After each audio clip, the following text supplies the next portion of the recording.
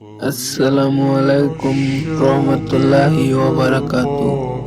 সহিহ বুখারী শরীফের প্রথম খণ্ডের আজকে 34 নম্বর পৃষ্ঠার ব্যাখ্যা। ইমাম বুখারীর প্রতিমহ ও মুগীরা এর পিতামহ ইব্রাহিম সন্দেহ ইতিহাসে বিশেষ কোনো তথ্য পাওয়া যায় না। অবশ্যই জানা যায় যে তার পিতা ইসমাইল রাদিয়াল্লাহু আনহু একজন মুহাদ্দিস ও বুজুর্গ ব্যক্তি ছিলেন। ইমাম মালিক ও মুহাম্মদ ইবন জাওদ ও আব্দুল্লাহ ইবন মুবারক রাদিয়াল্লাহু আনহুর প্রমুখ ও প্রতিনিধ মুহাদ্দিসদের কাছে তিনি হাদিস শিক্ষা লাভ করেন। তিনি জীবনে কখনো হারাম বা সন্দেহজনক অর্থ উপার্জন করেননি। তার জীবিকা নির্বাহের উপায় ছিল ব্যবসা বাণিজ্য ও আর্থিক অবস্থা ছিল সচ্ছল। জন্ম ও মৃত্যু। ইমাম বুখারী 194 হিজরি 13ই শাওয়াল জুম্মার দিনে জুম্মার সালাতের কিছু পর বুখারী জন্ম গ্রহণ করেন এবং 256 হিজরির 1 শাওয়াল শনিবার ঈদের রাতে এশার সালাত সময় কন্ধের নিকটে খারতাওগ ও পগ্নিতে ইন্তেকাল করেন। তার বয়স ছিলেন 13 বছর কম। 5টি বছর ও ধারঙ্গ পলিয়ে ইমাম বুখারী রাদিয়াল্লাহু আনহু এর শিশুকালে পিতা ইসমাইল রাদিয়াল্লাহু আনহু ইন্তেকাল করেন।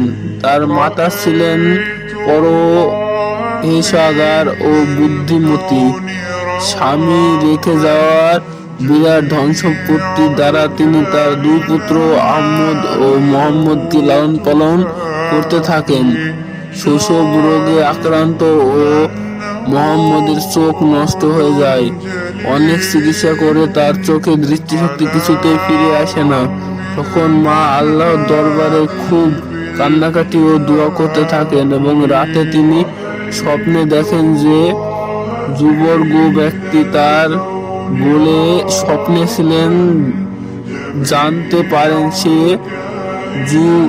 যুগর্ব হযরত ইব্রাহিম রাদিয়াল্লাহু আনহুর। সকালে ঘুম থেকে উঠে দেখে পেলেন যে সত্যি তার পুত্রের চোখের দৃষ্টিশক্তি ফিরে এসেছে। বিস্ময় ও আনন্দে তিনি আল্লাহর দরবারে দুআত ও শুকরাত সালাত আদায় করেন। 5 বছর বয়সে মুহাম্মদ বুখারী এক প্রাথমিক মাদ্রাসায় ভর্তি হয় এবং মুহাম্মদ বাল্যকাল থেকেই তিনি স্মৃতিশক্তি ও মেধার অধিকার ছিলেন। মাত্র 6 বছর বয়সে তিনি কুরআন মাজিদ হিফাজ করে ফেলেন এবং 10 বছর বয়সে প্রাথমিক শিক্ষা সমাপ্ত হয়। 10 বছর বয়সে তিনি হাদিসপত্রের অধ্যয়নের জন্য বুখারীর শ্রেষ্ঠ মুহাদ্দিস ইমাম ও দাখলি রাদিয়াল্লাহু আনহুর হাদিস শিক্ষার কেন্দ্র প্রবেশ করেন। এই যুগের নিয়ম অনুসারে তার পাঠ্য ও খাতা কলম দিয়ে উদ্ভ্রান্ত থেকে দ্রুত হাদিস লিখে নিতেন। কিন্তু ইমাম বুখারী রাদিয়াল্লাহু আনহু সাধারণত খাতা কলম কিছুতেই সঙ্গে নিতেন না। তিনি মনোযোগ দিয়ে উত্তোলনের ব্যক্তির হাদিস শুনতেন এবং ইমাম বুখারী রাদিয়াল্লাহু আনহু বয়সে সকলের চেয়ে ছোট ছিলেন। পাঠশাহ করে তার প্রতিনিধি ও অবশ্য করেন যে খাতা কলম ছাড়া তুমি অন্যথায় থেকে এসে বসো। একদিন বিরক্ত হয়ে তিনি বলেন, আমার লিখিত খাতা নিয়ে এসো। একদিন তোমরা যা লিখছো তা আমি মুখস্থ শুনিয়ে দেই। কথা মতো তারা খাতা নিয়ে বসলো আর এতদিন দ্রুত কয়েক হাজার হাদিস ইমাম বুখারী রাদিয়াল্লাহু আনহু হুবহু ধারাবাহিক শুনিয়ে দিলেন। কথাগুলো কোনো ভুল করলেন না, বরং তাদের লেখার ভুল ত্রুটি হয়েছিল।